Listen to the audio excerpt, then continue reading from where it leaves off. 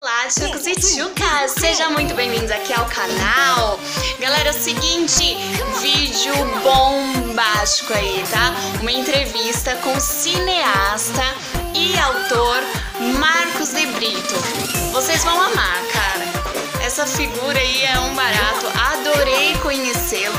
Os meus alunos amaram e eu tenho certeza que você também vai amar.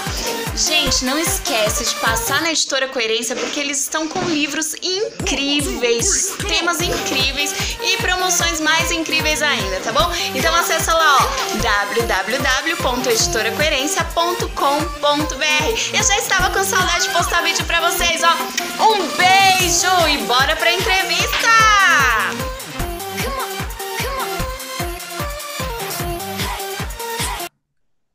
Deixa eu ligar aqui. Marília, tudo bem? Oi, tudo bem, Marcos? Tudo bom? Vocês estão me vendo aí? Estamos te vendo. Ah, Estamos. então, Bom, tudo seja bom? muito bem. Tudo bem, graças a Deus. Bom, seja muito bem-vindo, viu, Marcos? Nós estamos aqui com as turmas do primeiro, segundo e terceiro ano do ensino médio do Colégio Aérea. Estão super ansiosos. A professora Cláudia também, de literatura, língua portuguesa e Legal. literatura. Seja Obrigado. bem-vindo, prazer imenso lhe conhecer. É um prazer estar recebendo você aqui no colégio.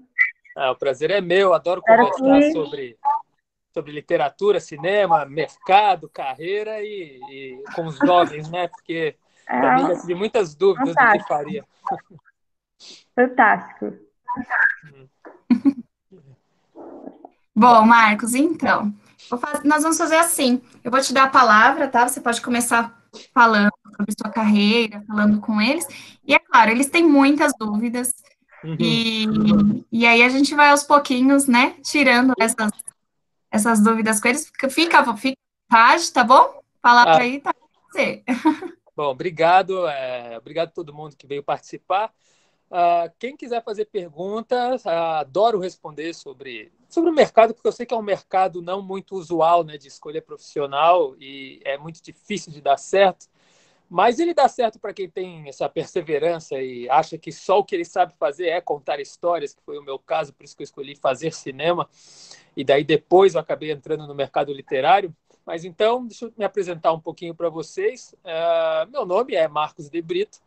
Esse é o nome artístico, porque geralmente quando a gente também seleciona uma arte, né, uma área dessas, a gente não usa o nosso nome inteiro ou o nosso nome original. Meu nome inteiro é muito gigante, então acabei abreviando, né, Marcos de Brito. E eu sou formado em cinema.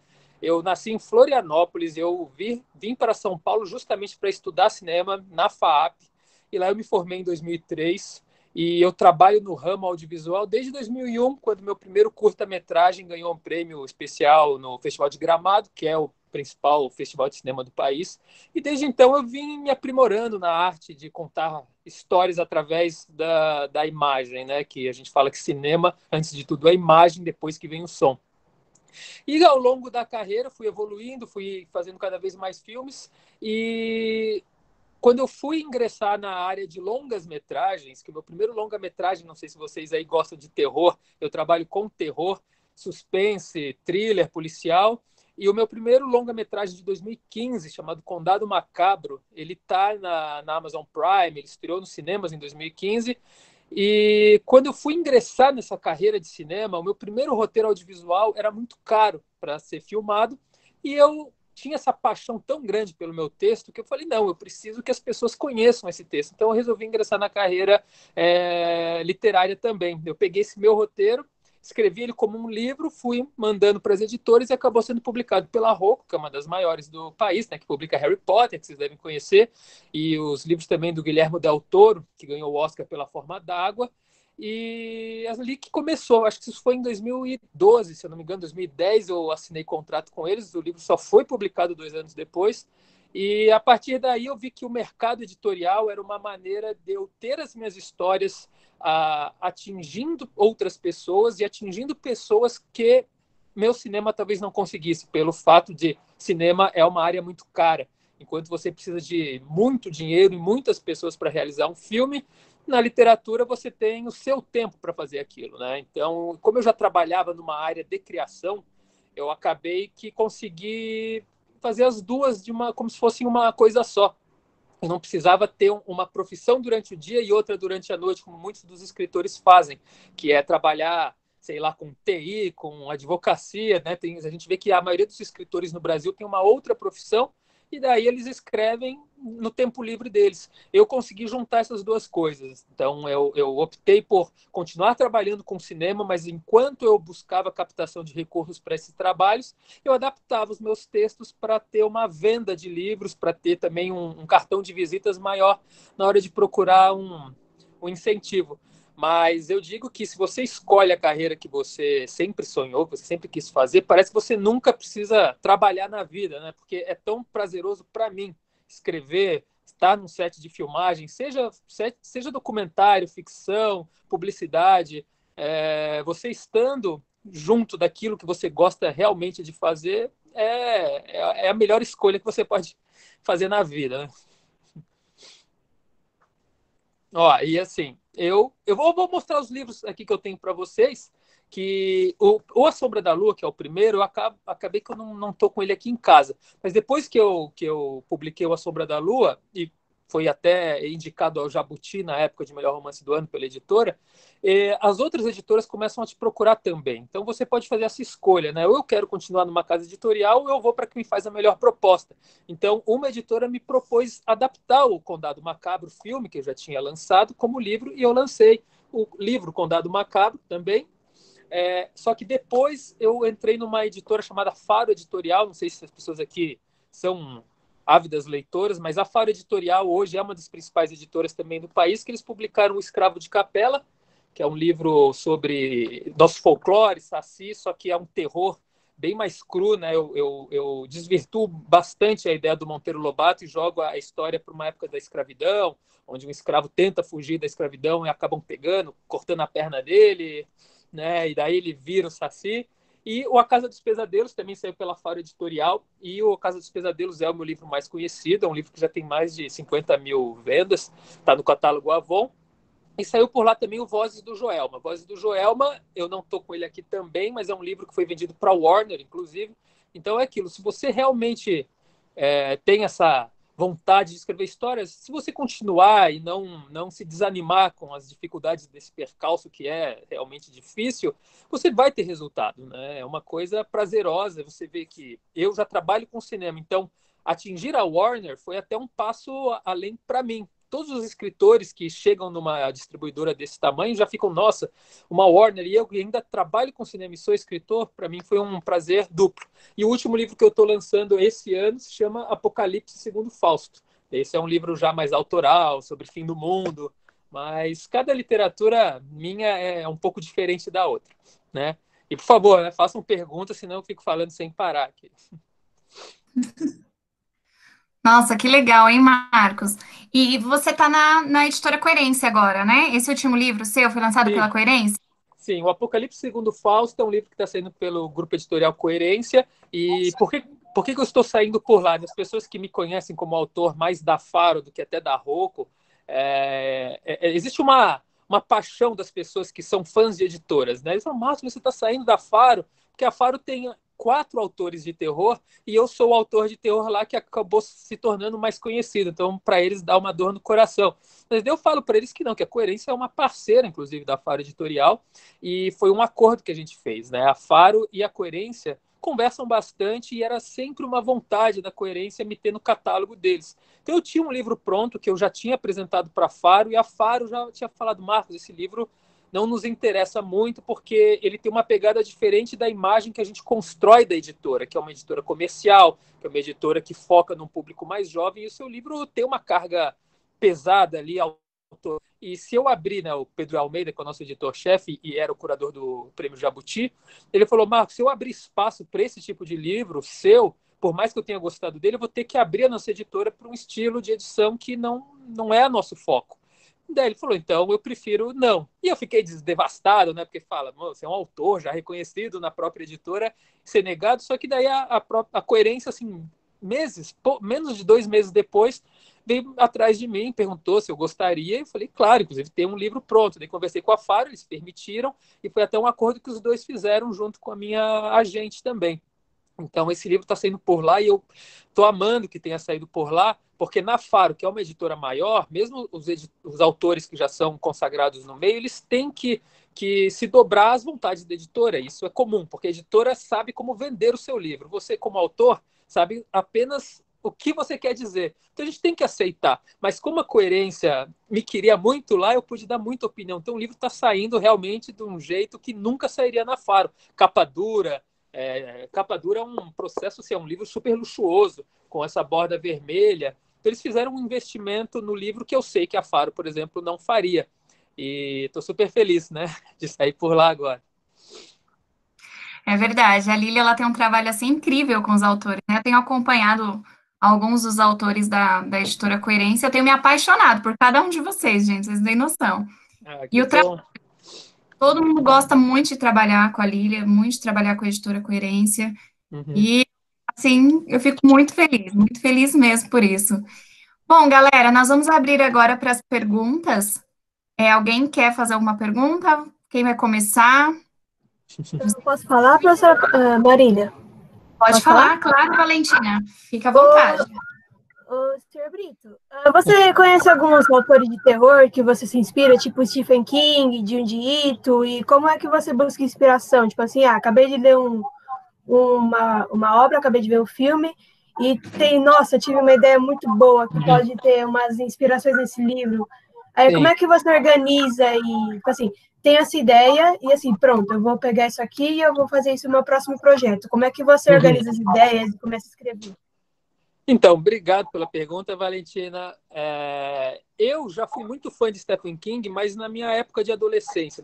Na minha época de adolescência, os filmes e livros que o Stephen King lançava eram muito o estilo que eu ia atrás, como o Iluminado, o It. E com o tempo, né, com o meu amadurecimento de estilo, não de gosto, mas e o dele também, digamos que a gente acabou se desvirtuando um do outro. Então, hoje eu não leio mais Stephen King, eu prefiro outros autores, mas reconheço a importância que ele teve no meu gosto pessoal, né, na minha vontade de fazer terror. Mas se eu for te falar quais são os meus autores de preferência no mercado literário, o primeiro do mundo, para mim, é o Álvares de Azevedo. Álvares de Azevedo é um autor do Mal do Século, que escreveu A Noite na Taverna, Macário e A Lira dos 20 Anos. Eu considero esse autor a minha principal referência literária pelo estilo de escrita dele mesmo e pela época ultrarromantista que ele escrevia.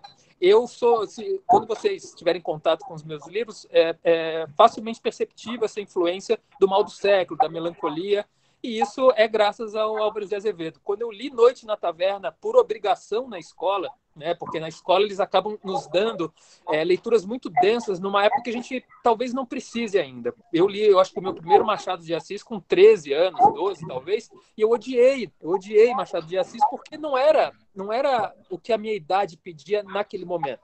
E depois eu fui gostando mais de literatura quando eu li o Noite na Taverna. Só que o meu livro de preferência dele é o Macário, e depois, por causa de Macário, eu fui atrás de vários autores, Augusto dos Anjos, li também O Alto da Barca do Inferno, mas o que eu gosto mesmo é Álvares de Azevedo e Edgar Allan Poe. Sim, são os meus dois mestres, né, que a gente considera do estilo literário. E quando eu tenho uma ideia, geralmente ela não vem inspirada de outras obras. Eu não sei se vocês assistem muitos filmes também, e filmes não norte-americanos, né? Por exemplo, o Fellini, que é um diretor super famoso italiano, ele disse que quando ele estava num processo criativo, ele não assistia outros projetos justamente para não influenciar ele, né, na obra que ele estava criando. Então eu também tenho um pouco disso. Enquanto eu estou escrevendo ou criando, eu acabo não assistindo muito outras coisas. Ah, sim, para não atropelar, né, o fio da meada, tipo isso. Para você não desvirtuar da sua própria ideia, porque às vezes você encontra algo tão maravilhoso num texto de outra pessoa que você acaba falando, puxa, será que o meu está bom nesse mesmo nível? E muitas vezes não está, porque quando você cria algo, Na sua cabeça, aquilo é óbvio. Então, para você, não se torna tão genial quanto para alguma outra pessoa que não pensaria naquilo. Por mais genial que seja a sua ideia, às vezes você entra em dúvida se ela é tão boa assim, porque para você foi natural criá-la. Então eu falo, não, eu não vou ler outra pessoa porque eu quero confiar no meu taco, eu quero confiar no que eu estou escrevendo aqui. Mas sim, no processo de descanso, né, quando a gente está curtindo, sempre tem coisas que te influenciam. Eu hoje me considero no cinema muito influenciado pelo Christopher Nolan, que fez A Origem, O Grande Truque, pelo Darren Aronofsky, que fez O Cisne Negro. Eu quis fazer cinema, de fato, por causa do Tarantino, porque na minha época era o tempo de Pulp Fiction, Cães de Aluguel era o ápice do Tarantino. Então, essas coisas sim te influenciam. E só que hoje, quando eu estou vendo um filme, eu nunca vejo com a ideia de pegar algo que eu goste. Geralmente, eu prefiro assistir como só um espectador para ter criações próprias, né? E geralmente essas criações elas vêm em mim num momento de tédio. Eu estou no trânsito 2 horas para chegar em casa, não tenho o que fazer, daí minha mente começa a ir para locais que eu gosto, locais que eu me sinto à vontade, e geralmente elas envolvem sangue, morte, dramas, né? Porque é o que eu escrevo, é o que eu realmente consumo. E eu me lembro que o Escravo de Capela foi assim, eu estava indo para casa, eu tinha mudado de casa fazia poucos meses, e eu tive a ideia de um personagem que era um rapaz negro com uma perna branca costurada nele, como se fosse algo grotesco. E essa imagem grotesca fez eu começar a criar associações de por que ele teria essa perna aí? Porque ele não tem uma perna. No folclore nacional, que não tem a perna, eu só assim, opa, vou escrever sobre o Saci. Mas eu não quero fazer uma ideia estilo Monteiro Lobato, infantilizada. Não, então botei na escravatura e criei todo o drama no meu carro, indo até em casa. E eu até errei o caminho de casa e fui parar no estacionamento da minha casa antiga, de tanto que a minha mente estava focada em outra coisa. Daí, com essa base, eu fui criando tudo, porque o processo de escrita não é fácil. Ter uma ideia é fácil. Geralmente, quando você tem a ideia, parece que tudo aparece na sua cara de uma maneira pronta. Só que quando você senta para escrever e enfrenta aquela tela em branco, é muito difícil, porque você tem que desenvolver o seu personagem, você tem que desenvolver o começo, você tem que saber o seu final já. Então, se você trava nesses momentos, é natural isso acontecer, porque quando uma ideia surge, ela parece pronta, mas na verdade é só um tiquinho do que você precisa fazer. O trabalho só começa depois dessa ideia. E essa ideia, se a gente fosse considerar a ideia como algo de fato importante, todo mundo tem ideia. Só que quando uma ideia como dizer assim, produzida, ela é desenvolvida, é aí que o trabalho de fato começa. Porque de ideia o mundo está cheio. Agora, de trabalhos prontos, você sente de fato, quando você sente, demora meses para aquela ideia que você teve em 1 minuto se formar um livro durante meses de escrita. Ah, sim. Também tem um negócio que, assim, tô com uma ideia, tô com bastante, assim, eu sei o começo, o meio e o fim. Só que aí você vai planejar assim, eu vou fazer os personagens, eu vou fazer as cenas, tipo assim, tem umas cenas aqui, eu vou anotando. Aí eu vou juntar essas cenas. É muito difícil você tentar não fugir do tema, do que você quer passar, é bem difícil. Aí você tem que ler mais coisas, tipo assim, eu tô meio travada aqui, eu vou buscar inspiração, mas eu não vou sair do estilo que eu tô escrevendo. E é bem difícil mesmo. Uma dica que eu sempre dou para as pessoas que querem começar a escrever é tenha sempre o seu final. A gente considera, né, na literatura, não só na literatura, mas no contar história, no processo de criar história, o final como a parte mais importante de um livro, porque o seu final geralmente a mensagem que você quer passar no seu livro. Então, um livro de 300 páginas, 299 páginas dele são motivações para a escolha final do último parágrafo, digamos assim. A última página do seu livro ela tem que ser tão forte que ela precisa dar sentido ao todo. Então, você escreve 299 páginas para a página 300, ligar tudo aquilo de uma maneira magistral. Então, quando você começa a escrever, você precisa fazer o que eu quero dizer com essa história. Não é só ter uma história legal, tenho personagens bem construídos, vou começar a escrever. Se você não sabe aonde você quer chegar, é muito provável que você nunca acabe essa história, porque ela vai crescendo, porque o personagem vai sendo confrontado com novas dificuldades ao longo da história, e a história ela é narrada através de conflito. Se você tem um personagem que simplesmente vai até um local sem conflito, você não tem uma história boa. Você geralmente descarta a cena sem conflito.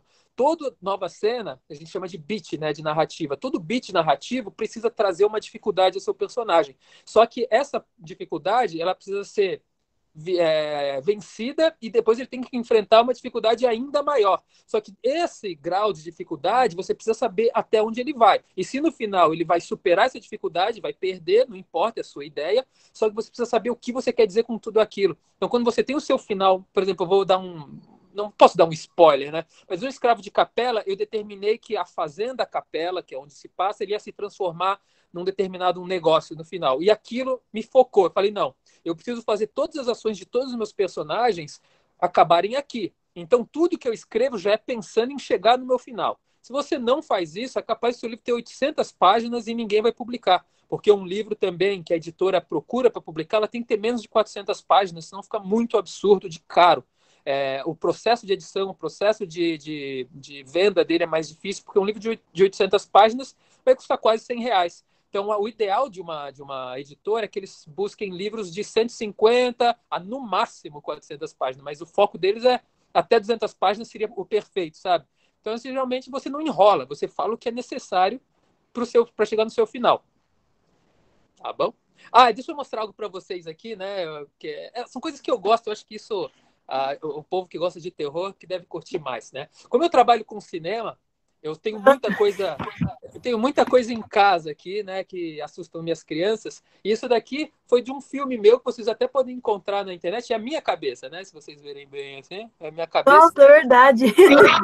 A minha cabeça num jarro, porque eu fiz o meu longa do ano passado, chama Histórias Estranhas. Quem tiver o canal AMC, ele vai estar na programação a partir desse mês. Chama Histórias Estranhas. E essa Histórias Estranhas foi uma antologia que convidaram os 8 diretores de terror do Brasil mais proeminentes, e eu fui um deles, e o meu curta chama Apóstolos, né, o meu segmento dentro dele, era sobre um cara sem cabeça, uma pessoa que anda sem cabeça de fato, e ele tem uma coleção de cabeças que ele veste para se transformar nessas pessoas. E daí eu queria participar de alguma maneira, então eu fiz uma das cabeças ser a minha, né, que está aqui, mas eu não participo como ator, só como cabeça mesmo. E quem quiser assistir, pode procurar no YouTube. Ele está em inglês, tá? Porque ele foi vendido, o Apostles, né? O meu segmento foi vendido para um canal lá de Hollywood chamado Scream Fest.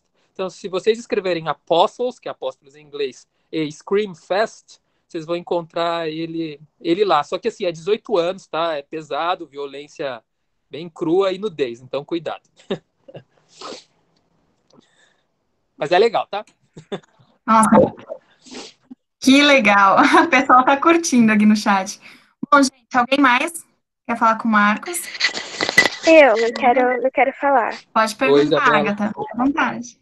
É a Isabela, né? Eu vi aqui. Tem acho que 2 pessoas querendo perguntar aqui. Tá, vamos aí pela ordem. Faz você, Isa. Daqui a pouco a gente chama outro. Então, eu queria perguntar, tipo assim, quando você começou a pensar nessa carreira, foi desde sempre? Ou você pensava em fazer, tipo, uma daquelas coisas mais comuns, né, que a gente vê por aí? E se foi difícil o processo, Olha, principalmente na área da escrita? na escrita, eu nunca quis ser um escritor. Acabou vindo de uma maneira, acabou vindo por necessidade, mas cinema é uma coisa que eu sempre quis fazer. Eu lembro que o meu primeiro curtinha-metragem eu fiz com, acho que uns 9 anos de idade, quando meu tio comprou uma câmera VHS gigante, e daí eu via aquilo ali, eu assistia muito filme de Kung Fu, terror, e eu chamei meu irmão, minhas primas, e falei, vamos fazer um filme? E daí escrevi, dirigi, atuei. Então, desde pequeno, eu sempre fui muito ligado na questão da narrativa audiovisual. E durante a escola, eu fazia um jornal em vídeo, um jornalzinho de comédia, que vocês acho que não conhecem, mas era estilo Cacete e Planeta, né? Na época que a gente tinha, que eram fazer piadas sobre o cotidiano da escola. Só que eu fazia para vender. Só que eu não vendi nenhum. Então, assim, foi um fracasso logo cedo. Falei, nossa, não vendi nada, sabe? Só que isso não fez eu desistir, fez eu até querer melhorar, me aprimorar cada vez mais.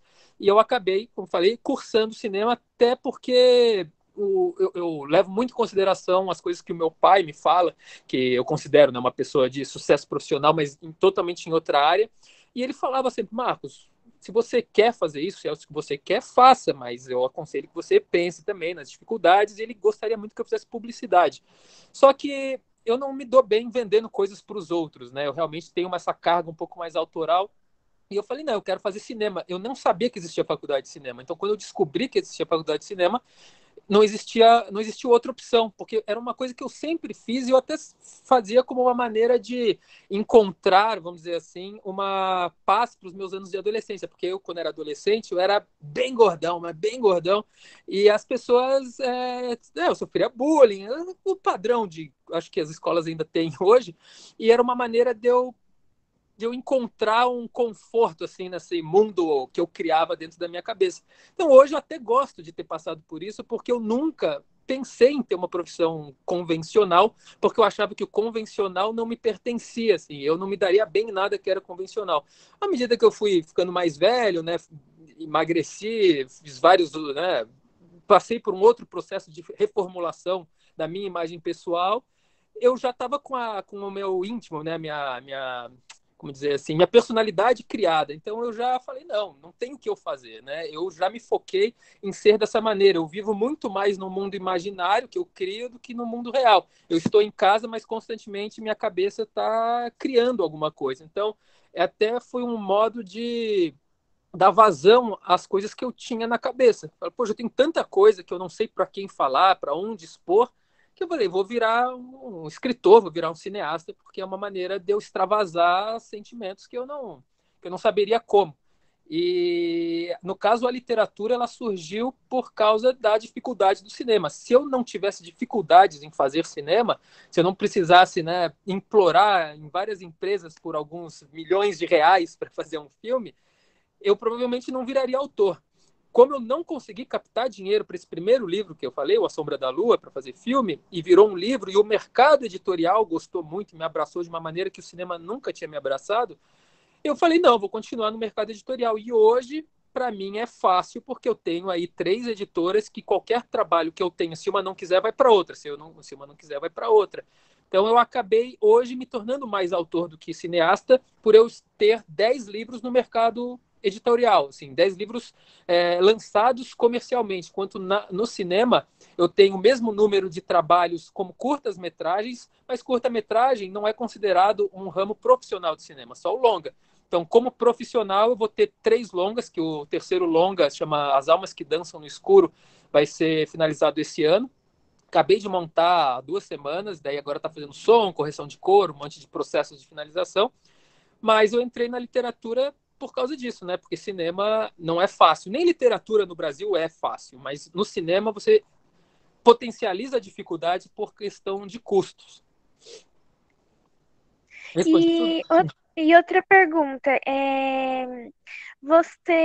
qual você usa mais, assim, para, tipo, você usa esses 2 ramos que você tem como uma forma de expressar as suas emoções? Olha, sim, né? A gente às vezes tem muito autor, eu era um desses também, que falava que a escrever é uma maneira de você talvez se reconstruir de coisas que te destruíram, né? Os autores adoram criar um drama sobre o processo de escrita, mas com o tempo eu percebi que isso sim faz muito parte do porquê eu quis me tornar um escritor, mas eu só consigo escrever quando eu estou bem, quando eu estou feliz. Ou seja, a tristeza, os fracassos, eles criam uma munição de conteúdo. Você tem muito o que escrever sobre aquilo. Mas se você não está se sentindo bem consigo mesmo, às vezes você não consegue o processo do trabalho, que é muito difícil. Sua mente tem que estar focada naquilo para escrever.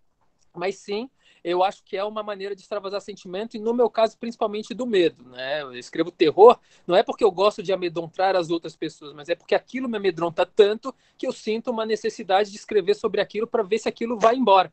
E foi, né? Eu dormia com a luz acesa até os 18 anos, de tanto medo que eu tinha do escuro e de coisas que eu escondo mesmo, né? Que às vezes você tem medo de ser taxado de maluco, de esquizofrênico, mas como criança eu ouvia coisas no quarto, e eu falava, o que está acontecendo? Eu não sei o que fazer. E à medida que eu fui escrevendo sobre essas coisas que eu via, sobre essas coisas que eu ouvia, aquilo foi parando de acontecer. Foi quase como uma libertação. Então, hoje eu escrevo sobre coisas que me amedrontam, mas quando aquilo acontece, que ainda acontece, não tanto quanto era na infância, mas quando aquilo acontece eu consigo enfrentar.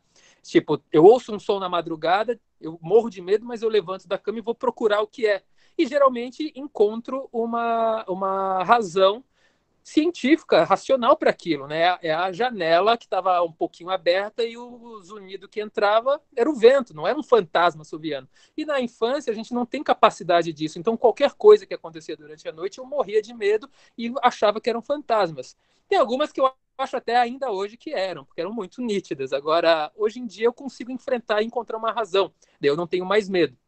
Mas quando acontece algumas coisas aí, daí eu ainda fico com medo, viu? Daí eu ainda tenho que acender a luz. E você sempre pensou nesse gênero de terror? Sempre foi esse? Ou você nunca pensou, tipo, em escrever algum outro, fazer, tipo, sobre algum outro gênero? O terror, ele acabou vindo de maneira natural, mas não foi o primeiro gênero que eu escrevi. Como eu comecei no cinema, os meus primeiros trabalhos geralmente eram de violência social ou experimentalismo, né? Experimental. Você faz quase uma poesia visual junto com uma história. Isso tudo tem no YouTube, se vocês procurarem meu canal no YouTube, tem lá o vídeo sobre tela, o Universo e o Overdose Digital, são trabalhos que eu uso muito a técnica visual para contar uma história. Então, ou é dividido em telas, ou é de cabeça para baixo, ou elas se mexem como um organismo vivo, e todos são relacionados a um drama, né? São ou drama ou violência social. Só que o terror era algo que sempre esteve em mim, porque era o que eu consumia, era o que eu gostava de fazer, e eu acabei que, nos meus primeiros longas que eu escrevia, era sempre terror. E acabou que o mercado consumiu isso de mim, o mercado me pede isso. Eu pretendo ainda escrever outras coisas, mas eu me considero um autor de terror, sim, com muito orgulho, até porque o terror é uma maneira muito mais complicada, né, muito mais criativa de você fazer uma crítica ao que você não gosta, né? A gente está vivendo numa situação de mundo que você não gosta, em vez de você simplesmente falar da maneira direta, estamos vivendo num momento onde a pandemia faz isso e aquilo, você cria um monstro metafórico, né? Você cria uma imagem de terror que te assusta de uma maneira que faça ter ainda mais força a mensagem que você quer passar. Então eu considero o terror uma das maneiras mais criativas para fazer uma crítica social também. Que o terror ele pode até alarmar mais as pessoas, né? Tipo, tem umas animações no YouTube de terror que fala de violência doméstica, tipo, a briga entre o pai e a mãe e a criança no meio. Tem uma que até hoje eu não esqueço, porque assim, é um negócio tão assustador que fala assim, deve ser isso na cabeça de uma criança. Uhum. E é umas coisas que abrem seus olhos, sabe? Sim, o meu livro A Casa dos Pesadelos é até muito parecido com essa história. É um drama familiar. Só que como eu sou do terror e eu gosto disso, e eu pensei também como eu vou criar na cabeça do leitor um medo tão profundo quanto do meu personagem? Falei, através do terror. Então, tudo que ele passa, que é revelado no final, eu construo durante o livro como se fosse um estilo de... como é que é o nome que todo mundo gosta desse filme? Invocação do Mal. Tipo Invocação do Mal, né? Eles vão numa casa, que a casa está assombrada, e no final eu revelo toda a questão familiar que fez aquilo acontecer na cabeça do personagem. Então é importante, porque as pessoas que leem o livro não sabem do que eu estou tratando, até chegar no final. E eles sentem todo o medo que o personagem teria sentido. Se eu falasse, se trata disso, o tema do livro, muitas pessoas falam, não quero ler sobre isso. Ou, poxa, isso já é ruim. Mas não, eu quis trazer sensorialmente um medo que fosse tão forte, tão grandioso através do terror, para daí no final dar a razão daquilo, né, daquele trauma. Ah, sim, entendi. Senhor Brito, tem um autor que eu gosto bastante de terror, eu queria saber se o senhor conhece, é o Junji Ito, que é um autor japonês de terror. Que ele não escreve livros de fato, ele escreve quadrinhos, mangás, e tem umas coisas, tipo Gyo, que é tipo, G-Y-O, e ele trata umas questões, tipo, japonesas, de como eles escondem o passado japonês. Tipo, assim, tem a imagem perfeita do Japão, o povo é tudo muito lindo, essas coisas, e Gyo trata justamente disso. Tipo, se eu não me engano, tem uma praia lá e tem um casal que está sendo perseguido. E esse casal está sendo perseguido por umas lembranças da mulher e que tem em relação sobre umas coisas do passado do Japão. Eu não lembro direito, porque eu li isso daí com uns 11 anos, eu tenho uns 17, eu vou ter que reler umas obras dele. E é uma forma de terror muito legal, que ele usa muito o gráfico, tipo, os desenhos dele são tenebrosos. Eu queria saber se o senhor conhece, sabe? Ó, eu não li nada dele, mas eu acho que é um autor que saiu, inclusive, pela Dark Side, né? Uma HQ de capa dura. Eu acho que é dele. Mas eu acompanho muito o cinema japonês, né? O cinema japonês também tem a mesma vibe, né? Inclusive, muitos filmes japoneses são adaptações dos mangás deles. Mas esse eu de fato, não tenho conhecimento, tá? Mas é uma coisa que eu gosto muito. O HQ é uma coisa que eu ainda não trabalhei. Eu estou fazendo uma HQ agora, mas não de terror, de violência. E já tive uma época de consumos de HQ, mas hoje em dia eu tô quando você começa a trabalhar de fato com essas coisas, você encontra muito menos tempo de consumo de material, né? Você acaba indo atrás muito do que de fato te ajuda não só do que te inspira, mas do que te ajuda na pesquisa. Então eu leio muito manual, né? Eu gosto de ler manual de bruxaria, rituais de invocação, né? As crianças adoram quando a gente faz isso aqui em casa, né? Tô brincando, viu? Mas a gente eu geralmente leio muito essas coisas para o fator de escrita mesmo, né? Que envolve muito isso, o que eu escrevo. Ah, tá. Obrigada, viu, por responder a minha pergunta. Era isso. Eu posso fazer uma pergunta? Pode sim.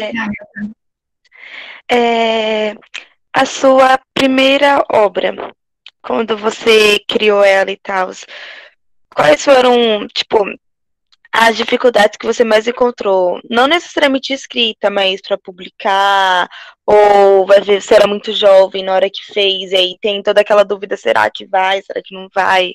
E aquele medo tal de publicar, de como as pessoas vão reagir. A minha primeira publicação não foi quando eu era muito jovem, né? Eu comecei no mercado editorial com mais de 30 anos, né? Depois, nossa, mas ele não parece ter 30 anos, né? Eu tenho 40 anos já e meu primeiro livro saiu em 2012. Ou seja, em 2010 eu entreguei o livro, eu tinha 30 anos. E eu já tinha uma carreira no cinema de professor de cinema, de roteiro, então eu não tinha esse tipo de medo, não. A gente, às vezes, tem muito medo de publicar algo e ser detonado pela crítica, e isso acontece, né? E é uma coisa que a gente precisa aprender a relevar, porque vem muitas críticas positivas, mas também vem as negativas, e geralmente as críticas negativas te destroem. Você pode receber 100 críticas positivas, mas você, como ser humano, acaba focando na que te deixa mal, para baixo. E isso é muito ruim. A dificuldade principal que todo autor relata de início é a de publicação, né? Realmente de encontrar uma editora que goste de sua história e te publique sem você precisar pagar nada. Na minha época não existia muito a questão da publicação, autopublicação. As editoras, hoje em dia, tem várias que cobram para publicar. Fazem um trabalho muito bom, mas elas cobram. Tipo, gostamos do seu livro, mas você tem que, sei lá, comprar 500 exemplares, pagar tanto, e você consegue recuperar esse valor vendendo seus livros. Mas o mercado editorial tradicional, que é aquele que pega um livro de um autor e investe no autor, o autor não precisa pagar nada, até recebe para escrever, é mais complicado, né? Eu consegui isso, felizmente, de primeira, então eu não tive essa dificuldade que a maioria dos autores relatam. Mas encontrar uma editora apta, que esteja disponível e disposta a publicar o seu livro é a principal dificuldade, mas você não pode desistir, porque sempre existe um leitor para o seu estilo. Então, quando você recebe o seu primeiro, segundo, terceiro, quarto não significa que o seu livro está ruim, significa que aquele estilo não é o que a editora estava procurando naquele momento. Você tem que mandar para todas, né? Você primeiro começa com as que você gostaria, se as que você gostaria não quiserem, você parte para outras, e se nenhuma quiser e você confiar muito na sua história, você paga para publicar, não tem demérito nenhum em fazer isso. É uma maneira de se tornar conhecido, porque cada vez mais todos os mercados são mais competitivos. Então, se você não aparecer de alguma forma, ninguém vai te ver.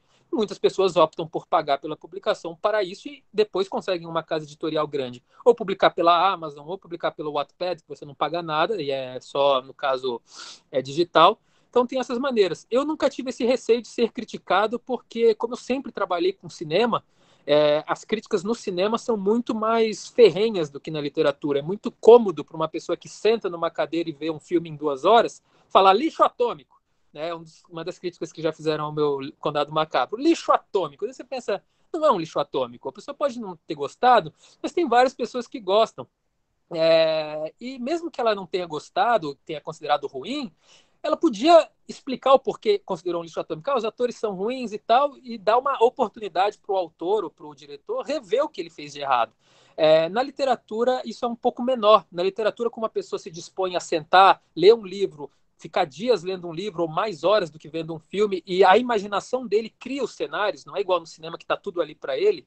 Na literatura, a pessoa se envolve mais. Então, a crítica na literatura ela é muito mais educada. Existem também os que fazem mal educação, mas geralmente a crítica literária ela é mais amigável com o autor do que a crítica cinematográfica com o diretor.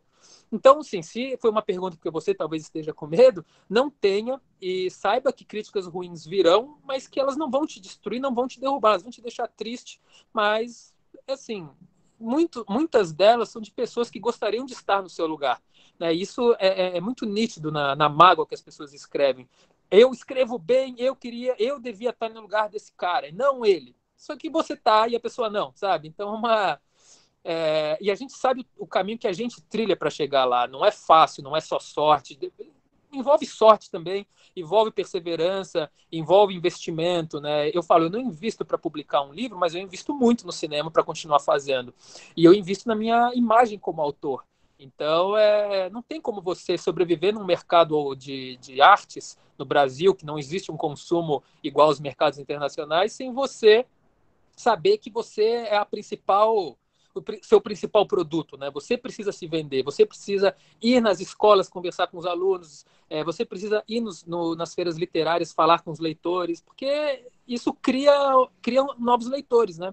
É isso que eu estou tentando fazer aqui com vocês. Não só criar novos leitores, mas criar novos autores. Porque quanto mais autores de qualidade a gente tiver no mercado, mais a nossa classe vai ser beneficiada. Porque as pessoas vão ver, nossa, essa pessoa escreve tão bem, deixa eu procurar outro livro nacional do mesmo estilo. E a gente vai cada vez mais melhorando.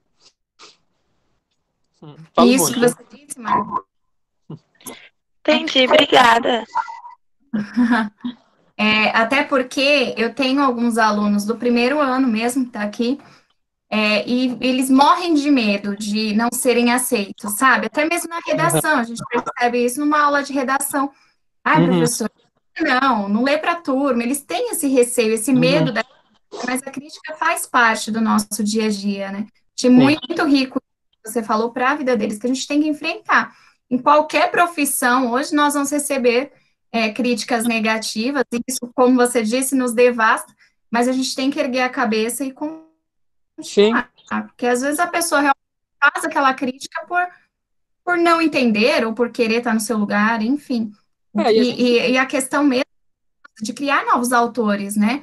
Essa é a minha intenção, eu quero trabalhar com eles, desde 2015 eu trabalho muito a questão da leitura, a questão de ir atrás, de tentar trazer um autor, trazer uma referência para que eles, né, eu tive uma aluna, ela estava no sexto ninho, ela foi publicada pela editora Coerência bem no comecinho, a Beatriz Barreto, não sei se você conhece, ela publicou o livro, e a história dela, o legal é que começou numa aula de redação. Então, assim, muito bacana isso, né, a gente vê que querendo ou não, eles têm um potencial gigantesco, sabe, precisa tirar um pouquinho medo da crítica, o adolescente tem muito isso, medo de ser criticado. A gente tem essas dificuldades, assim, a gente precisa saber identificar a crítica construtiva da crítica destrutiva, né? Existem críticas que estão ali sem propósito nenhum, mas a crítica de um professor, né, que a função dele é fazer o aluno melhorar, sempre é construtiva. Eu me lembro muito bem das críticas que eu tive na escola redação, e eu não tinha essa vergonha, mas eu recebia só nota ruim, sabe? Eu falava, como assim eu tirei 3 em redação e eu gostava tanto de escrever? Mas eu percebo hoje que era por causa da minha estrutura, não era por causa da minha ideia, né? O professor estava focado, tem um erro aqui, erro ali, e hoje escrevendo eu percebo isso, e é muito difícil para o adolescente, né? Eu não falo apenas vocês, mas eu como adolescente, encontrar a vontade do professor em me falar o que eu estava fazendo errado para eu fazer melhorar. Para mim parecia birra. Esse professor não gosta de mim, está me dando nota baixa porque eu escrevi sobre, sei lá, violência, e ele não gosta. E não era isso, né? Hoje eu leio algumas redações que eu encontro antigas, que eu ainda tenho algumas guardadas, e eu falo, nossa, que ruim, né? Que realmente erro lógico, erro de lógica. Um professor não pode elogiar um erro de lógica, né? Ele tem que apontar, por mais doloroso que isso seja. Mas acho que na adolescência e até na pré-adolescência é o momento que a gente realmente precisa cair do cavalo. Cair do cavalo, quando você é adulto, é muito mais difícil de levantar. Você já cimentou muita coisa na sua cabeça, na sua carreira. Então, se você cai, dificilmente você se ergue com a mesma velocidade. Então, como adolescente, é legal você fazer e errar de fato, tirar nota baixa, porque se você só tira nota alta também, porque um professor está falando, não, foi esforçado, você vai continuar fazendo coisa ruim para sempre.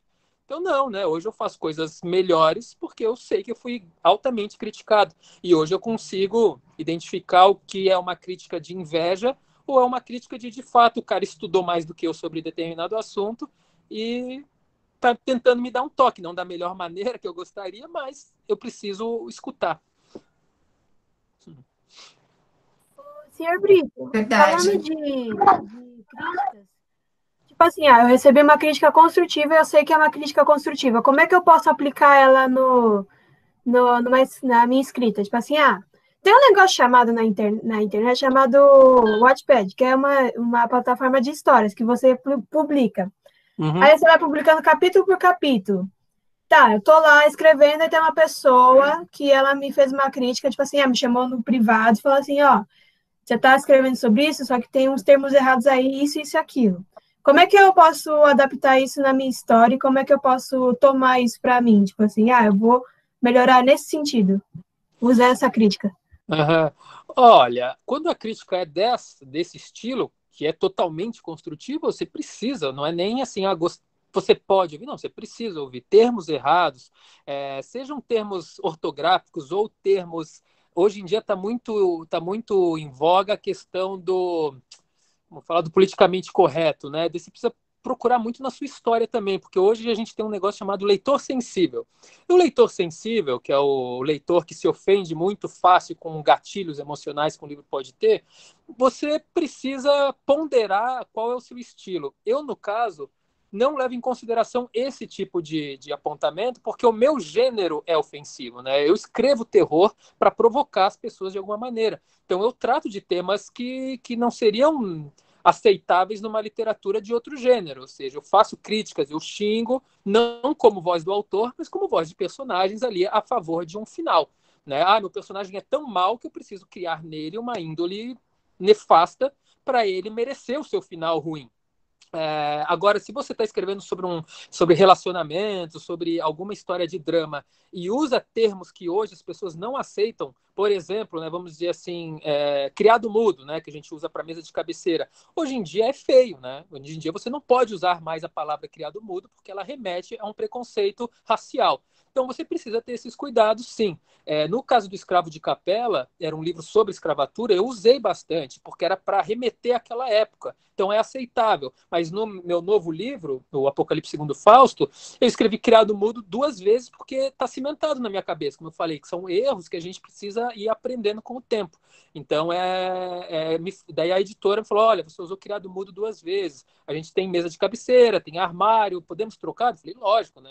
Não faz diferença para o meu texto. Se vocês estão falando que isso pode ofender alguém, para que eu vou ter isso sem necessidade? Então, se você sente a necessidade de que algo na sua história, não só para ofender, mas ela tenha propósito de estar ali daquele jeito, você pode se proteger por essa verdade sua. Não, ela está assim, esses termos estão assim porque fazem sentido na minha história, porque blá, blá, blá.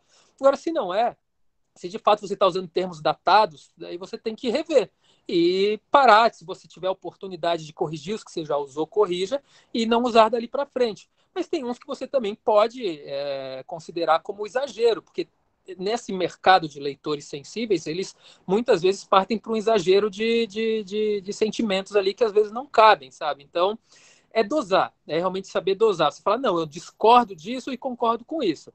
Eu sou o autor, você também precisa saber disso, que você é o autor da sua história, e dentro da sua história, você é como se fosse Deus, né? Você é uma divindade, você criou um mundo ali. Só que o seu mundo... Esse negócio, né? Minha história e minhas regras, né?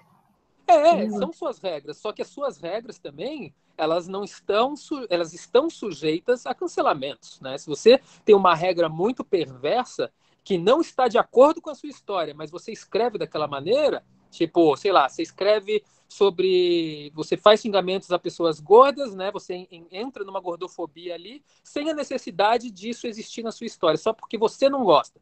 E isso você não pode fazer hoje, sabe? Não pode. Tinha um momento, quando eu escrevi o Condado Macabro, que faz um tempo, quando eu escrevi, isso era um tipo de humor que existia. Então o livro tem, e é uma coisa que eu não posso apagar, porque ele está publicado, o filme está na Amazon. Então quem assiste fica ofendido com isso hoje. Quando eu fiz, não ficavam, entende? Então, à medida que a sociedade vai evoluindo, você precisa também evoluir. Tudo bem que no filme tem o porquê ter aquilo, mas não precisava ser tão exagerado. E eu, inclusive, usei da minha experiência como ex-obeso para fazer várias coisas que faziam comigo. Então, acabou sendo um tipo de uma coisa catártica, né? Tipo, estou me libertando, como eu me libertei do medo, do escuro, com isso, eu vou falar tanto sobre algo que me incomodava, que eram esses xingamentos, que eu vou me libertar disso. Só que isso acabou vindo contra mim em algum momento. As pessoas que leem um livro hoje falam, pô, o cara pegou pesado aqui na gordofobia. E assim, eu não considerava como sendo. Mas hoje eu já falo, não, o público está certo disso, disso e disso, porque de fato aqui não precisava. Ele foi vendido recentemente para audiolivro. Daí quando eu falei, não, peraí que eu vou corrigir algumas coisas. Daí eu tirei todos os termos que eu considerava mais ofensivos, mas não conseguia tirar tudo, porque tinha uma personagem que né, ela sofre por causa disso no filme. Então é uma questão de você se adaptar ao novo, porém sem perder sua essência. Então, quando eu não concordo com algo, eu de fato não altero. Eu falo, não, isso daqui para mim é importantíssimo e eu não vou alterar, por mais que ofenda alguém. Mas como, repito, porque eu faço uma literatura de confronto, eu não faço uma literatura de romance, né? Ah, sim. Tem uma pergunta aqui da Evelyn Santos. Ela disse o seguinte, Marcos: você acha que a internet influencia de modo positivo ou negativo na carreira do escritor? Por exemplo, hoje em dia as pessoas preferem ler pelo celular ou afins do que ler o livro físico. O que você acha disso? É a mesma coisa da evolução, né, do mercado. Eu, como um autor mais tradicional nesse estilo, eu não gosto, eu acho ruim, porque quando a gente tem um livro em mãos, sente o cheiro do livro, segura o livro, é muito mais confortável de ler um papel amarelado do que uma tela brilhante. Então, e eu conheço muitas pessoas que se negam a ler e-book, né? Tem algumas editoras hoje que estão até cancelando a publicação de e-book, porque além de facilitar a pirateamento, sei lá, tem pessoas que não se sentem à vontade de ler muitas horas num Kindle, num celular. E eu faço parte desse povo, então eu não faço questão de meus livros tenham em e-book, por exemplo. E eu acho que a parte que mais prejudicou o autor com a questão da internet, redes sociais principalmente, é porque todo mundo parece que tem a necessidade de emitir uma opinião quando não foi perguntada essa opinião para a pessoa. E é legal as pessoas terem opinião, mas também é legal as pessoas saberem quando dizê-las, né? Às vezes você publica qualquer coisa e vem uma chuva de opinião contrária de pessoas que você nunca conheceu, nunca ouviu falar. Então, isso faz muito autores desistirem. Eu conheço alguns autores que desistiram do mercado porque uma pessoa que era bem influente nesse ramo de rede social não gostou de uma história dele, começou a detonar, passar em grupos, e daí as pessoas começaram a ridicularizar esse autor. E a pessoa não escreve mais hoje. Então, sim, essas coisas acontecem. Daí você vai ver o histórico dessa pessoa específica, nunca escreveu nada, vive de ficar criticando e ganha seguidores por causa dessas críticas. Sabe? E isso é nocivo, isso é péssimo, né? Isso é desumano, né? O que o cara faz com os sonhos de um outro autor. Então, eu acho que é importante porque você entra em contato com várias pessoas interessantes que podem te dar um feedback positivo ou um feedback negativo que você use a seu favor, mas, ao mesmo tempo, encontra essas barreiras, né, de pessoas que querem, de algum jeito, desmerecer o trabalho alheio. Isso é a única, vamos dizer, parte que eu vejo ruim das redes sociais e da internet. Mas alcançar um número maior de pessoas, isso é ótimo. E só por causa da internet que hoje existe o Wattpad, por exemplo, como, não sei se foi a Valentina, né, que falou, que é um meio de ser descoberto. Eu tenho um amigo que se chama Marcos Barcelos, que é da Faro Editorial, que ele teve mais de 1 milhão de leituras no Wattpad e foi por isso que a Faro publicou ele.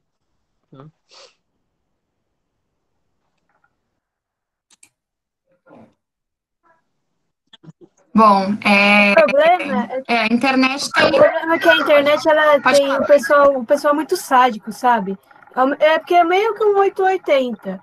a pessoa ela é muito sádica, ela é muito, muito legal com você. Tipo, tem. É que eu leio bastante, tipo, mangá, livro normal e fanfic, principalmente. E tem umas fanfics que, assim, mano, não vai durar nem 2 anos que ela vai virar livro, que vai ter um potencial gigantesco. Tem gente, tem autoras que eu leio há 2 anos e, assim, mano, tô preparando o livro. Vai ter essa capa, isso e isso, vai ter projeto que eu vou vender isso, vou mandar isso aqui, vai ter preço, vai ter brinde. Nossa, que legal! Aí tem gente assim, eu queria muito comprar, só que eu não tenho condição. Eu vou te ajudar na divulgação de quem quer, já que vai ser agora com personagens originais. Tá, aí tem o pessoal que publicava... Tem uma menina que ela publica uma história sobre autismo. E tem gente que fala assim, não, mas porque a pessoa autista não é assim, que é uma pessoa desse jeito, não é assim, pipipopopó. Só que assim, tá, você pesquisou sobre esse tema? Você pergunta para a pessoa, não. Você pesquisou sobre isso aqui? Não. Você leu a história só até o capítulo 2. Quantos capítulos tem essa história? 25. Cada capítulo tem 3.000 palavras. Como é que você quer me dar uma opinião sendo que você nem leu? É um sadismo. Eu pensei, essa pessoa tá famosa, eu vou estragar a reputação dela com mentiras. Não, gente. É um negócio muito estranho. Só que aí tem os leitores dessa menina que aí defende, aí mostra as fontes, mostra citações da história, fala assim, o que você está falando é errado. Não tem um motivo de você ficar atacando a pessoa só porque você tem inveja dela, sabe? É muito triste. Tem escritores que estão no comecinho, aí só falam um plot, só falam um enredo, e o pessoal já cai em cima, não deu nem o que ela tem para mostrar, sabe? É muito, muito triste, sabe? Não, me revolta. Existe bastante isso, mas como alguém falou aqui também, a internet ajudou muito na questão de divulgação, porque hoje em dia tem muito blog literário, e nós, autores, dependemos muito deles. Tem gente que não gosta, que fala, você dá um livro para eles elogiam só porque você deu o livro, e não é verdade, né? Existe uma crítica literária interessante ali, e eu devo muito a ascensão do meu nome no mercado editorial por causa desses blogs parceiros, que na época do A Sombra da Lua não existiam praticamente, era muito pequeno, era só, de fato, em sites. E agora tem no Instagram, né, milhares de blogs literários com 100 mil seguidores, 30 mil seguidores, e quando eles leem o seu livro e falam do seu livro, isso te potencializa muito, né, faz o seu nome ser reconhecido e tal. Então existe vantagens e desvantagens. O hater é o que faz, infelizmente, nós focarmos a nossa energia, e não deveria ser. Mas a gente, como ser humano, falho, a gente pensa dessa maneira. Nossa, realmente eu não presto. Sendo que, como eu falei antes, 100 pessoas te elogiaram, uma te falou mal, você foca no cara que te falou mal. E geralmente o que fala mal ganha um palco maior. Eu lembro que quando o Condado Macabro saiu como filme, saiu crítica em vários veículos grandes. A Veja, por exemplo, criticou e deu 3 ou 4 estrelas, acho que foi 3, com uma crítica positiva, com algumas coisas negativas, mas assim, era uma crítica boa do filme. E a Folha deu aquela bolinha de péssimo e destruiu. A crítica da Veja, em, sei lá, uma semana, teve 20 reposts das pessoas, e agora a crítica da Folha, em menos de uma hora, já estava ultrapassando 300 pessoas que não viram o filme, só falando, sabia que ia ser uma merda porque era nacional. Então existe muito isso no Brasil também. O que é feito aqui, as pessoas tendem a ter um preconceito já de que não é tão bom quanto o que vem de fora, porque nós sempre fomos consumindo cada vez mais o que vinha de fora. Então a gente tem que tentar mudar esse cenário, né? Então produzir cada vez mais para tirar um pouco o espaço do estrangeiro com o espaço do nacional, sem desmerecer o estrangeiro, sem tirar de fato, tipo, não, você não vem para cá, mas dar uma certa igualdade, né? Você botar mais produtos de acesso ao público que sejam feitos por autores brasileiros. Por quê? Por pior que seja um produto de filme ou livro nacional, ele vai ser muito melhor que o internacional, simplesmente pelo fato de que ele fala sobre nós. Né? Você pode falhar na técnica, falhar em várias coisas, mas ele já fala sobre o brasileiro, já fala sobre a nossa sociedade, sobre a nossa cultura, então ele vai ser automaticamente melhor. Não é porque eu gosto do Thor que eu acho que só literatura não, mas filmes da Marvel são bons. Sabe? Existe no Brasil toda a mesma gama mitológica que existe nos países nórdicos. A gente tem o nosso representante do Deus, de Deus do trovão, de Deus, isso tudo na literatura, não, tudo na mitologia brasileira. Então, por que não a gente explorar isso, né, de uma maneira que pareça internacional? Você faz com um conteúdo, com uma linguagem mais acostumada do público, mas abordando nós. Mas não, se você chega e, sei lá, bota alguém da mitologia grega ou algum herói americano numa história, parece que aquilo é um sucesso automático e que a gente se identifica, mas não é. A gente não é identificar. Esses personagens não são uma identificação nossa, são uma identificação deles que nós gostaríamos de ter. Então a gente precisa fortalecer o nosso, né? Precisa fortalecer as imagens do que é nosso para termos orgulho também de contar essas histórias. Uma pergunta aqui. Eu tenho. Pode falar. Depois a gente lê a da Laura. Então, eu queria perguntar a minha última pergunta, porque acho que eu já fiz demais, né? E você já pensou em investir, tipo, nessa sua carreira só aqui fora do Brasil? Já porque no Brasil a gente tem um público muito pequeno de leitores se comparado a qualquer outro país. E é triste, né? Porque o Brasil é um país gigantesco. E daí, se você pensar, o Chile tem um campeão do Prêmio Nobel, a Argentina tem vencedor do Prêmio Nobel, sim, países latino-americanos muito menores têm uma atenção à cultura muito superior à do Brasil. Então, nós brasileiros, um país que tem 10, 20 vezes mais gente do que esses países pequenos, nunca nem foi indicado a um prêmio Nobel, sabe? Então, é triste. E se você pensar também no consumo, o consumo do mercado norte-americano é tipo 80% maior que o do Brasil. Então, a gente tem uma parcela de 20 pessoas que leem aqui no Brasil e nos Estados Unidos é 80%, é uma coisa fora do comum. Então, no Brasil, dificilmente você vai conseguir viver só da renda de livros. Você precisa ter ou muitos livros publicados para daí semestralmente ou quadrimestralmente ir recebendo um valor, que é como eu recebo, ou você precisa estourar de alguma maneira assim que ninguém sabe a fórmula, né? Ou você estoura ou não com o livro, e ninguém sabe a fórmula para isso. Enquanto se lá fora, se você já como um autor, que não precisa ser um best-seller, você já sobrevive disso. Então eu tentando, mas só que o mercado norte-americano é muito fechado para a influência internacional. Então a gente vê a diferença aí, né? O mercado norte-americano exporta muito a cultura dele, seja literatura ou filme, que é o que a gente mais vê nas salas de cinema e nas livrarias, mas eles não têm nada de internacional no deles. Ou seja, opa, todo mundo tem que consumir o que é nosso, mas a gente não consome. Não é uma troca, é uma imposição. Então, isso é péssimo, né? É dificílimo encontrar mercado internacional para produto brasileiro. Dificílimo. Eu estou tentando. O A Sombra da Lua está sendo negociado com a Netflix lá fora. O Condado Macabro está em uns 30 ou 40 países como filme. Então, assim, você precisa ir, né? De vez em quando aqui e ali. E eu recebo mais do Condado Macabro pelo internacional do que o brasileiro. Brasileiro, a Amazon me dá, sei lá, R$ 200 a cada ano, assim, não é nada. Enquanto por fora, né, eu já vendi o filme para a China me paga tantos mil euros só para ter o direito de exibir o filme lá, daí depois ainda recebo a cada ano. Então outro. Infelizmente o Brasil deu errado, né, nessa questão cultural, precisa ter uma reformulação muito grande para isso mudar, e nós precisamos fazer isso, né? Eu tento fazer um pouco disso com meus amigos, como espero que quando vocês ingressarem nesse mercado já esteja melhor do que é hoje, porque já está melhor para mim do que foi aos meus antecessores há 10 anos atrás. Tem uma perguntinha aqui da Laura, Marcos. Qual foi ou qual é a sua maior dificuldade na carreira? Olha, a minha maior dificuldade na carreira depende muito do sonho de cada um. Como eu falei, muitos acham que a principal dificuldade é ser publicado. Eu, felizmente, não tive essa. Então, a minha principal dificuldade hoje é conseguir dinheiro para fazer um filme. Mesmo já estando no mercado desde 2001, a gente precisa muito do fomento cultural, né, governamental. Isso é uma competição, e é uma competição muito forte. É uma competição de que, sei lá, 400 pessoas mandam um projeto e eles vão selecionar 5. É pior que um vestibular, né, você entrar nisso. E quando você ganha esse dinheiro, muitas vezes eles não te pagam. Então, às vezes, você tem um contrato assinado para filmar, e você já contrata uma equipe inteira, começa os trabalhos e o governo vai te enrolando e às vezes não te paga. Então, é triste, né? A principal dificuldade é confiar no brasileiro, né? Felizmente, porque a gente está sempre investindo e tudo vai contra a nossa realização.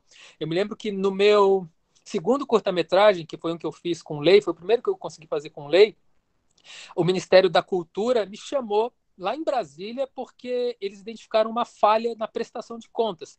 E eu sempre fiz tudo de uma maneira muito honesta e eu botei dinheiro meu no filme. Então eu fui lá para ver o que era e eles quiseram me dar até voz de prisão, porque como o filme ficou parado muito tempo, o banco não conseguia tirar a prestação de contas de 2 dias, ou seja, por 2 dias eu não conseguia ter um extrato bancário que comprovasse a movimentação, mas não houve movimentação, né? E eles falaram, não, nesses 2 dias aqui você pode ter recebido 1 milhão e tirado 1 milhão.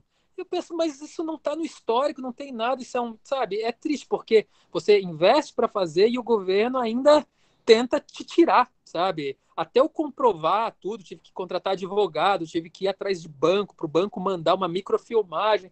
Então, a burocracia no Brasil é a principal dificuldade, tá? Se você tiver meios financeiros de se pagar para fazer isso, é a melhor maneira de fazer no Brasil, porque depois de pronto, muita gente gosta do seu trabalho. Isso é engraçado. Você manda para um edital, você recebe um monte de crítica, mas se você tem a capacidade de fazer, você faz, depois você recebe críticas positivas, prêmio em festival. Então, é contar com o investimento. Essa é a principal dificuldade. Tanto no cinema quanto na literatura. Na literatura, eu não tive essa dificuldade porque eu só consegui casas tradicionais. Mas para quem faz autopublicação, também existem esses processos de entrar em editais, ou de conseguir dinheiro para publicar o seu livro, também é difícil, né? Porque não é tão barato. É verdade. Tem uma pergunta da Camila aqui. Que dica você daria para alguém que está terminando um livro e quer lançar? Em questão de divulgação, enfim. Olha, sempre depois de você dar um ponto final no seu livro, nunca publique ou mande para uma editora. Sempre contrate, ou na idade de vocês, talvez não seja tão fácil assim contratar, mas encontrem um amigo que gosta muito de ler, que tenha noção, tenha conhecimento, porque se você mandar para uma editora um livro que você acabou de dar o ponto final, dificilmente eles vão aceitar, porque o seu livro vai ter muito erro gramatical, de digitação, erro de lógica, de concordância, às vezes até a sua história pode ter algo aqui ou ali que não tenha um porquê de estar lá, e quando você submete o seu texto a leituras críticas, manda para os seus professores, manda para amigos e leve em consideração o que eles falam. Se cada um tem uma opinião sobre um determinado ponto, do tipo, isso pode ser só a opinião deles, então você tem que saber dosar isso. Agora, se mais de uma pessoa aponta a mesma coisa no seu texto, olha, esse trecho aqui está difícil por causa disso, essa parte aqui não pode por causa disso, você precisa rever, porque se incomodou mais de uma pessoa, de fato tem algo ali que precisa ser refeito. Então é isso, você terminou o seu livro, você quer publicar, não manda para a editora ainda. Primeiro faça uma revisão, releia, gaste um tempo. Escrever é reler, a gente sempre fala isso, né? Você tem que reler milhares de vezes, porque toda vez que você relê, você encontra uma mudança. O meu último livro, Apocalipse Segundo Fausto, já tinha sido revisado até pela Faro, que eles iam publicar. Daí depois, quando foi para a Coerência, passou por mais 10 revisões. Assim, é absurdo isso. Mas por quê? Porque a revisora me mandava uma. Eu relia, falava, não, eu acho melhor assim, mandava para ela. Ela ia, aceitava e toda vez ia vindo uma coisa nova. Até que uma hora a gente falou, chega, já está perfeito, né? Chega nessa 10, vamos imprimir isso. Daí depois que você já tem esses processos, daí sim você manda para as editoras. E a maneira mais correta de mandar para as editoras é você entrar no site delas e ver se elas estão recebendo originais e, se estiverem, você respeitar as normas de envio, porque cada uma tem um tipo. Umas recebem só original impresso, que você tem que mandar por correio, outras recebem por e-book, por PDF, algumas pedem resumo, outras não, outras pedem sobre a sua carreira. E a melhor maneira de ser publicado por editora tradicional é você ser uma pessoa, né, interessante, ser um personagem já. Então, infelizmente, se você tiver muitos seguidores no Instagram, já conta também, né? Eles falam, pô, o cara tem 300 seguidores, não sei se vai ter, o cara nunca publicou, não é conhecido. Agora, se você vai lá com 7 mil, 10 mil, 30 mil seguidores, já vão te olhar de outra maneira, vão ver um potencial de venda.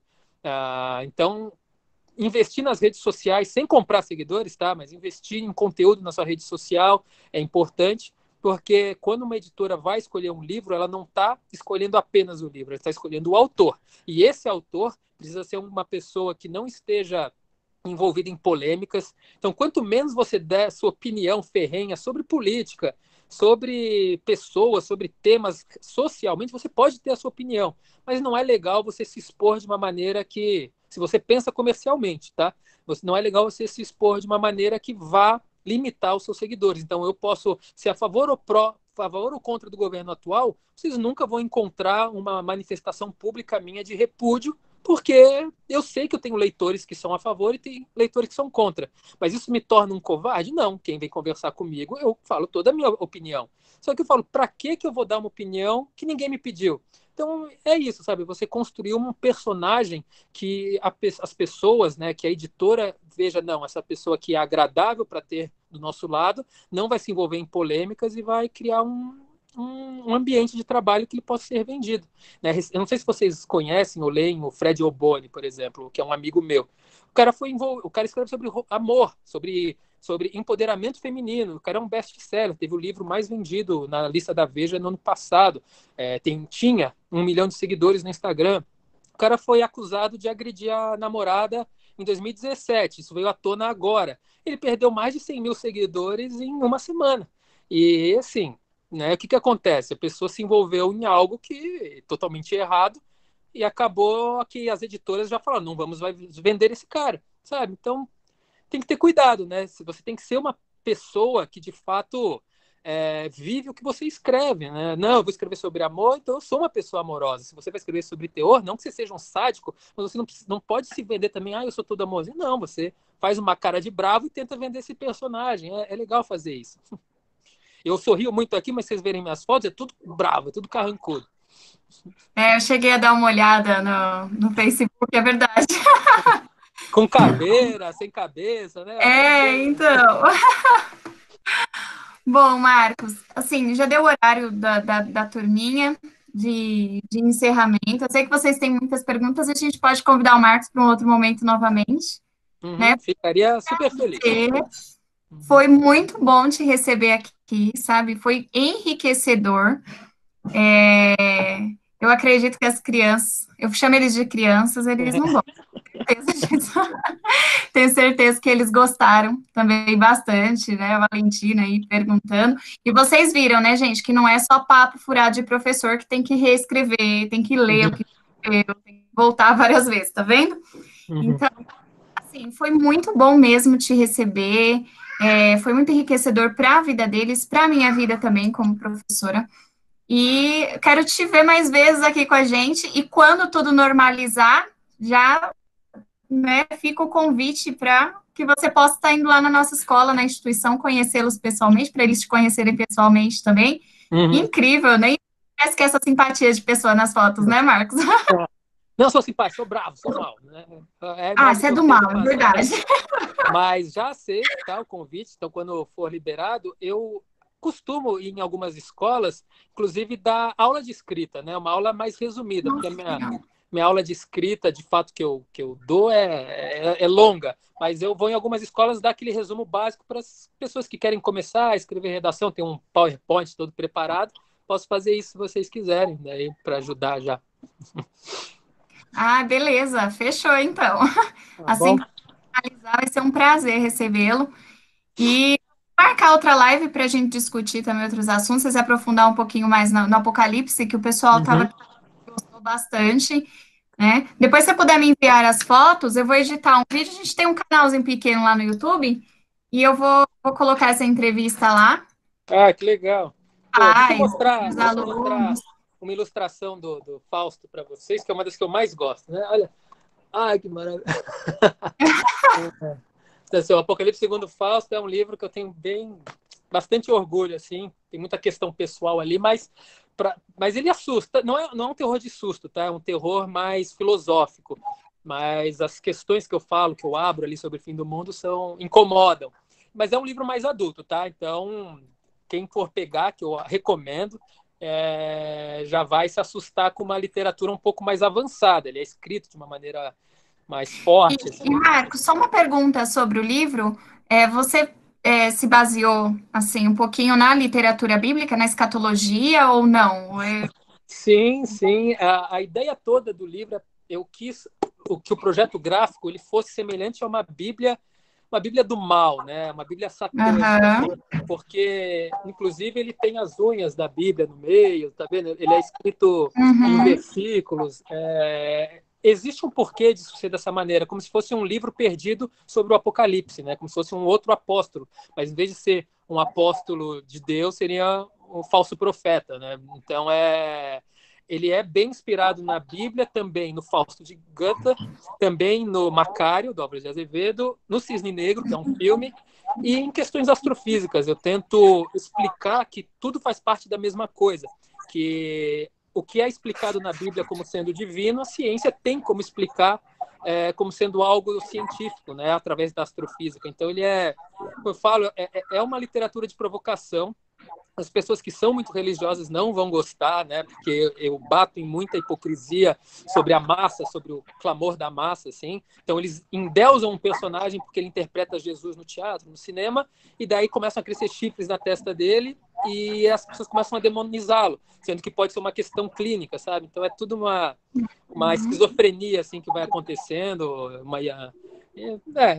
eu gosto, viu? É pesado, né? Mas vamos ver se a turma compra essa ideia, né?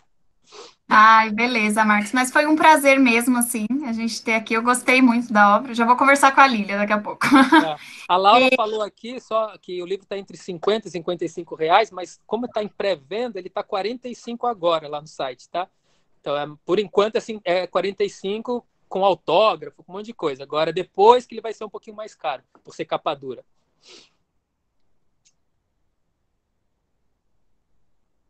Cadê? Acabou? Ixi, eu acho que ela caiu. Acho que a internet dela deve ter. E agora, pessoas, o que que a gente faz? Sem professor, né? Eu não É, tenho. sim. Eu não sei, eu nunca entrei nesse Google Meet, é a primeira vez, então eu nem sei como desligar. Mas queria agradecer a todos vocês também, né, por terem participado, fazer pergunta. E se alguém quiser fazer mais uma pergunta, faça aí, daqui a pouco eu saio. Oi, gente, caí. A gente já estava desesperado aqui. Já tomou conta da aula, né, Marcos? Tá certo. Bom, galera, acho que é isso, né? Como deu o horário de vocês, a Pro vai liberar vocês. E, assim, foi um prazer mesmo. Um prazer, assim, de verdade. Estou muito feliz. Você não tem noção de como estou feliz, assim, com a sua presença, com todo esse conteúdo. O que eu achei mais interessante mesmo foi essa mistura que você faz com a literatura em si, né? Com o universo literário aí, Álvares de Azevedo, enfim. Então, isso foi muito rico para a gente, enquanto professor de literatura, e para eles que estão aí ingressando nesse universo.